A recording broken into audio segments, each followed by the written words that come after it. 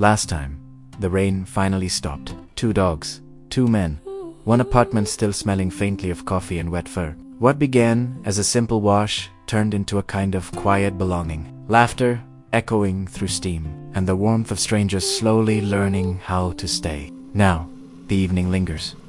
Towels piled by the door, a kettle hums somewhere in the background, and the sound of water becomes the language neither of them has to translate. This is Autumn Tales, Chapter 4. The Pause Before the Leap. In this episode, a cut hand meets quiet care. 2 dogs turn the bathroom into a storm, and a home to empty for 2 begins to sound like one. The rain had stopped, but the air still carried that warmth that sticks to the skin, the kind that makes silence sound close. Evan was rinsing a cup when Daniel's voice came from down the hall, steady through the sound of water. He said, "Hey, you still there?" Evan called back that he was. The water didn't stop. It changed rhythm, slower, heavier, the sound of fabric being wrung out instead of a shower. Steam drifted down the hall, blurring the edge of the light. Daniel called again, said he might as well wash Cucumber while everything was already wet. Evan glanced toward the balcony. Both dogs were still there. Cucumber, small and muddy, Sunny sitting behind him, tail sweeping the floor. Evan sighed, grabbed a towel, and crouched. "All right, come here, you troublemaker." Cucumber tilted his head, then bounced forward. Evan scooped him up carefully, mud smearing across his arm, and made his way toward the bathroom. The door was cracked open, steam curling out in soft ribbons. He stepped in and stopped. Daniel stood over the tub, rinsing his mud-streaked pants beneath the tap. He was bare from the waist up, just white briefs clinging damp against his hips, the muscles in his back shifting under the warm light. It wasn't intentional, just a man fixing a mess without overthinking it. But the sight caught Evan in place before he could think to move. Daniel turned at the sound of footsteps. He held out an arm and said, "You can hand him over." Evan swallowed. His voice came out thinner than he meant. Yeah, I've got him." Cucumber wriggled as he passed him over. Water splashed, the dog's fur darkening instantly as Daniel steadied him in the tub. Evan stepped back, wiping his forearm on his shirt, which only spread the mud further. Trying to sound casual, he said, "I've got mud all over my shirt anyway. I can wash your pants with it. I've got sweatpants you can borrow." Daniel gave a small laugh under his breath. He said, "You still have to wash the towels after this, so don't worry about it. But thanks for the offer." A little too quickly, he crouched again, pretending to fuss with the leash, while his pulse caught in the quiet air. Daniel glanced over and said, "That hand's still giving you trouble." Evan looked down at the scrape on his palm, now reopened from handling the leash. He started to shrug it off, but Daniel was already turning off the tap. The noise faded. Steam filled the small room, carrying the scent of detergent and something metallic from the open first aid kit on the counter. Daniel gestured to the closed toilet lid. "Sit." Evan obeyed. Daniel took the gauze, knelt, and cleaned the wound with quiet focus. The touch was gentle but firm, practical care, not hesitation. Evan tried not to look at his face, at his chest still damp with steam, at the water still running off his arm.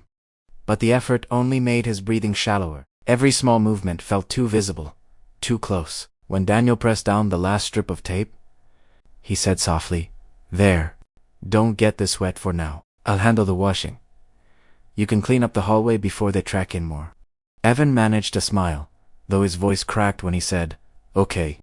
Daniel turned the water back on, guiding Cucumber deeper into the foam. Evan stepped out of the steam and crouched in the hall with a towel, blotting muddy paw prints from the floor. Through the open balcony door, Sunny waited patiently, tail brushing the air in slow rhythm. From inside came the sound of water, soft laughter, and Daniel's low voice. Evan listened for a while, smiling faintly, without realizing it. Something about the tone filled the apartment like the smell of rain after it's gone. Outside, the mist had thinned to quiet air. Inside, water still fell in steady rhythm. And somewhere between steam and silence, care began to sound like something else. By the time Cucumber's bath was done, the air had turned warm and hazy. Evan had moved to the kitchen, a towel over one shoulder, sleeves rolled, hands busy again. He laid out a thick mat near the hallway, another towel beside it, and 2 bowls of fresh water on the floor. Work helped him breathe. From the bathroom came the steady rhythm of rinsing, a quiet monologue of water. Daniel's voice low between it, coaxing Cucumber to stay still. Evan smiled at the sound, shook his head, and set down a small tray for the dog's dinner. Then, through the hum of pipes, Daniel's voice came again, louder this time, casual and sure. "Hey, bring Sonny as well." Evan turned toward the balcony.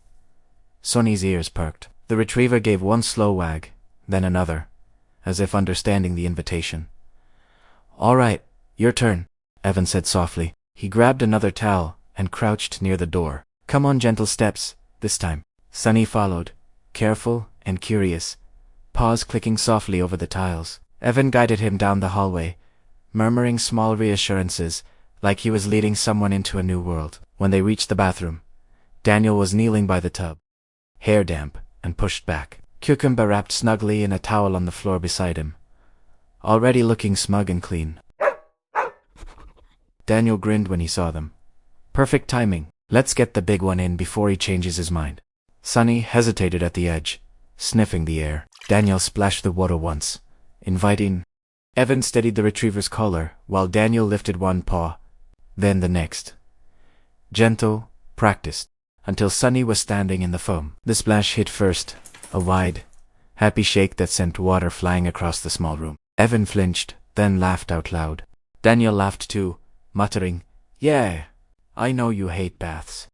Evan crouched again, gathering up the towel and starting to wipe down the floor before it flooded the hall. He could feel the smile still tugging at his face even after the laughter had faded.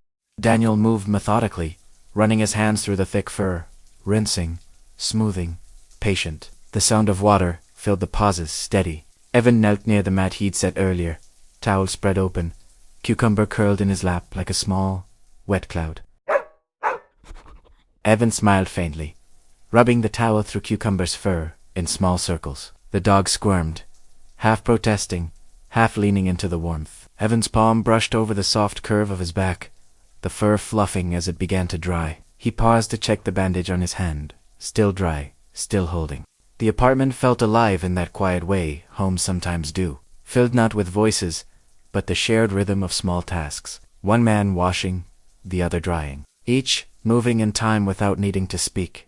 After a while, the water stopped. The silence that followed wasn't empty. It hummed with the sound of towels rubbing, paws shifting, breath slowing. Evan sat cross-legged on the mat, Cucumber now half asleep beside him, fur puffed soft again. The warmth from the dog's body seeped through the fabric of his sweatpants, anchoring him in the moment. From the bathroom came the faint thump of Daniel moving, a soft curse, then a laugh, the kind that escaped before thought. Evan found himself smiling again, quietly, the way you do when something just feels right. Then Daniel's voice called out from the bathroom. "Hey, can you bring me a couple towels? Clean ones? And the dirty ones too." Evan looked toward the small stack he'd already set aside, folded neatly beside the sweatpants, and a plain t-shirt he'd laid out earlier. He smiled, picking them up. "Already got them," he said. Daniel laughed, voice echoing softly through the steam. "Great. By the way, it's a mess here. I'll rinse it out while I shower. Clean up as you go. That's the rule." Evan stepped closer to the door, still warm with humidity. "You really don't have to," Daniel replied, half amused. "It's just old habit of mine." Evan nudged the door open with his shoulder, handing over the bundle. Daniel crouched by the tub, hair damp and pushed back, one towel already half-soaked around Sonny's paws. Evan passed him the new ones, then added lightly, "Sweatpants should fit, the shirt not sure." Daniel's mouth curved in that quiet grin of his. "Appreciate it." He rubbed Sonny down with brisk strokes, then straightened and passed the half-dried retriever forward. "You finished drying him? I'll clean up in here." Evan nodded and led Sonny out to the hallway mat. Behind him, the sound of running water began again, this time the soft, steady rhythm of a shower. He crouched, working the towel through Sonny's thick fur, trying to keep up with the dog's heavy, content size. Each shake sent another fine mist across the air, and Evan laughed, pressing the towel closer. The scent of soap and warmth lingered. By the time he glanced toward the clock, dusk had deepened. The apartment felt small and quietly alive. The water finally stopped. A moment later, the door opened, steam spilling into the hall. Daniel stepped out in the sweatpants, towel slung around his neck, hair still dripping. Daniel held the t-shirt in one hand, looked at it, and said with a faint smile, "Yeah, it was too small." Evan looked up from the mat. Sonny sprawled beside him, took the towel from Evan, and said, "I'll finish him. You should wash up, but don't get that hand wet." Evan grinned. "Yeah, I'll manage." He ducked into the bathroom, showering as best he could without soaking the bandage, leaning awkwardly, muttering under his breath every time he lost balance. Through the door, he could still hear Daniel humming softly, the gentle sound of Tawan fur. When Evan came out, the apartment had cooled. Both dogs lay tangled together on the mat, half asleep, paws overlapping. Daniel sat beside them, back against the couch, head tilted down, still towel-draped, still shirtless. Evan stopped for a second, then smiled. "Hey," he said quietly. "Thanks for everything." Then, after a pause, "You hungry? Maybe pizza?" Daniel grinned, easy, unguarded. "Sounds good." The night settled around them, 2 dogs streaming on the floor, 2 men quiet in the warmth that work and laughter had left behind. By the time the pizza arrived, the house had gone still. Both dogs were asleep, tangled together on the mat, one paw draped lazily over the other, soft breaths rising and falling in sync. Evan set the pizza on the low table. The smell of warm crust and melted cheese filled the small space, mixing with the faint scent of soap still lingering in the air. Daniel leaned back against the couch, hair half dry, sweatpants hanging loose on his hips, his towel tossed aside somewhere by the dogs. They ate without rush, quiet bites, the crinkle of cardboard, a shared ease that didn't need words. Outside, the rain had returned, tapping lightly against the window. Evan looked over after a moment. "You really didn't have to clean the whole bathroom." Daniel smiled faintly, eyes still on his slice. "Clean up as you go. It's just old habit of mine." "Army?" Evan asked. He shook his head, chewing, amused. "My mother." The army just confirmed she was right. Evan laughed quietly. It faded into a soft hum between them, comfortable, settled. Sonny shifted in his sleep, tail flicking once against Cucumber's paw, then went still again. Evan reached for a napkin and handed it over. Daniel took it with a nod, and for a moment, Evan's eyes caught on his hand. Terrine. Silver, simple, worn, smooth with time. It caught the lamplight, just enough to glint once. Evan didn't mean to stare, it was instinct. A flicker of curiosity he didn't have time to hide. Daniel noticed. He turned his hand slightly, looking down at it. Then, without hesitation, he said quietly, "It's not what it looks like." Evan blinked, caught mid-breath. "Sorry, I didn't." Daniel shook his head. "You didn't ask, but you were wondering." Evan hesitated. "Yeah." Daniel turned the ring once with his thumb, the motion small, almost absent, and took it out. "I'm divorced." The words came simple. "I should get rid of the habit." The room stayed quiet. Evan nodded once, eyes fixed on the half-empty box in front of him. His voice didn't come right away. When it did, it was soft, careful. "Thanks for being open with me." Daniel gave a faint smile, maybe mistaking it for understanding. "It's been years. She's remarried. Different city." Evan nodded again, slow, mechanical. He picked at the crust of a slice, not tasting it. Outside, the rain thickened a steady hush against the window. He tried to keep his face neutral, but something inside him sank. It wasn't disappointment in Daniel. Not exactly. Just the quiet shame of realizing the story he'd been building in his head didn't fit the real one. Daniel took another bite, unaware. "What about you?" he asked. "Anyone?" Evan's laugh came small and uneven. "No, just Cucumber." Daniel smiled. "He's loyal at least." "Yeah," Evan said. Silence again. The dogs shifted in their sleep, Cucumber's paw twitching once, then still. Daniel leaned back, head tilting against the couch cushion. He exhaled through his nose, tired but calm. "Thanks for dinner," he said. "It's been a while since I've talked about it." Evan smiled faintly, not looking up. Inside, nothing moved, just 2 dogs, 2 plates, and a truth neither of them knew what to do with. After they finished eating, Evan gathered the plates without thinking. The small movements gave his hands something to do, something safer than looking at Daniel. He carried them to the sink, turned on the tap, and began rinsing one with his good hand.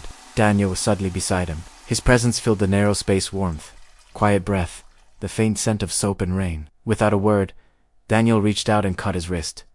Evan froze for a beat. Their eyes met, just long enough for air to change shape between them. Then Evan looked away quickly, voice uneven. I've got it. Daniel's reply came soft but sure. You shouldn't.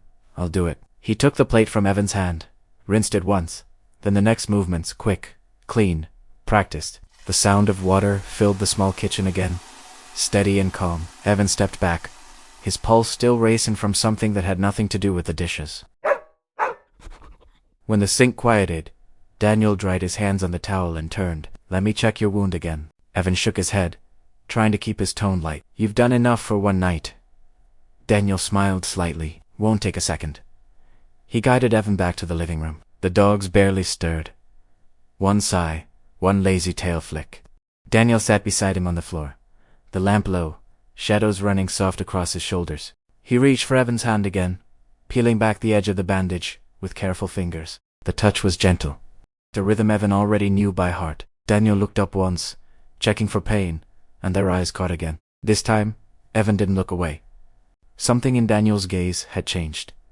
Quieter, but sure.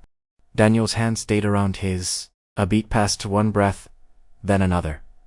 And before Evan could think, Daniel leaned in. The kiss was slow, hesitant at first, as if testing whether silence could hold the weight of it. Evan didn't move, only felt the warmth of it spread, soft as the sound of rain against glass. The dogs slept on. The lamp flickered once, and the world outside kept its hush, like it already knew this was how the night would end. When they finally parted, Evan drew back just enough to breathe. His voice was unsteady, caught between disbelief and something that felt too close to hope. But I thought you weren't. Daniel's eyes didn't waver. His voice came low, certain. I was late to understand myself, tried to hold on longer than I should have. Took me years to admit it to myself. Most of all, I kept thinking I could grow into the life I've built. He hesitated, as if to explain more. But before he could, Evan moved quietly, without thinking, and pulled him closer. His voice was soft against Daniel's shoulder. You don't need to explain. Daniel froze for half a second, then let out a slow breath. The kind that feels like setting something down you didn't know you were carrying. His arms came up around Evan, the motion instinctive, grounding. Neither of them spoke again. The world outside faded into the hush of rain, and in that small room, under that thin light, silence became the answer they both needed. Outside, the rain kept falling. Not hard, not loud, just enough to sound like breathing. The lights had dimmed to a soft gold, the room still warm with the echo of what had just passed. Evan and Daniel sat close, the silence stretching but not uncomfortable. Cucumber had rolled onto his back, one paw resting on Sunny's side. The two dogs were lost in sleep, tangled together in the kind of peace that only comes after noise. Daniel looked toward them, then back at Evan. Neither spoke.